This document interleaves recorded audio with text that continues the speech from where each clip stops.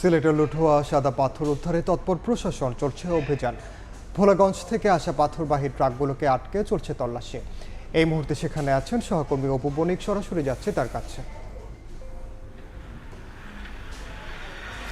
দেখুন, আমরা এই মুহূর্তে রয়েছি ভোলাগঞ্জ সড়কের কাকুয়ার পাড় এলাকার যে চেকপোস্টটি রয়েছে যৌথ বাহিনীর, সেই চেকপোস্টে আমরা অবস্থান করছি। আপনারা দেখতে পাচ্ছেন এই মুহূর্তে যে বিষয়টি আমরা লক্ষ্য করছিলাম, প্রায় এখানে যারা ট্রাক নিয়ে ভেতরের দিকে ঢুকতে যাচ্ছেন, বিশেষ করে ভোলাগঞ্জ থেকে যে ট্রাকগুলো আসছে সেগুলোকে কিন্তু তারা এখানে একদম লাইন করে দাঁড় করিয়ে রেখেছেন এবং গতকাল ভোর থেকে একদম শেষ অবধি পর্যন্ত প্রায় 217টি ট্রাক কিন্তু এখানে আটক করা হয়েছিল। পরবর্তীতে এই ট্রাকগুলোকে আসলে যাচাই বাছাই করে চালানগুলো দেখে যেগুলো এলসি পাথর ছিল ট্রাকে, সেগুলোকে কিন্তু ছেড়ে দেওয়া হয়েছে। বাকিগুলো যেগুলো রয়েছে সেগুলো কিন্তু এখন এখানে দেখতে পাচ্ছেন দীর্ঘ একটি সারি আছে, প্রায় 1 কিলোমিটার পর্যন্ত এই ট্রাকগুলো কিন্তু সারিবদ্ধভাবে দাঁড়িয়ে রয়েছে।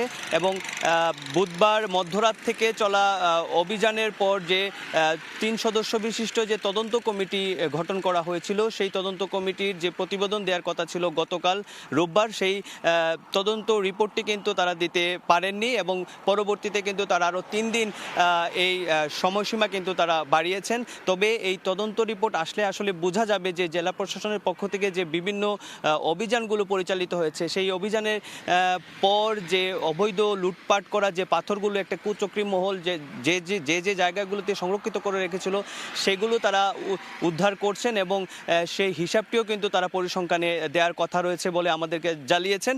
এবং পাশাপাশি যে উদ্ধার তৎপরতা হচ্ছে, এই উদ্ধার তৎপরতার পাশাপাশি কিন্তু তারা আবার পুনরায় পাথরগুলো প্রতিস্থাপন করছেন। এবং এই মুহূর্তে আমরা লক্ষ্য করছিলাম যে জেলা প্রশাসক ভোলাগঞ্জের উদ্দেশ্যে রওনা দিয়েছেন, তিনি সেই জায়গাগুলো কিন্তু পরিদর্শন করবেন। তো এই ছিল কাকুয়ার পাড় চেকপোস্ট থেকে আমার কাছে একদম সর্বশেষ তথ্য। সরাসরি যুক্ত ছিলাম সিলেটের ভোলাগঞ্জে।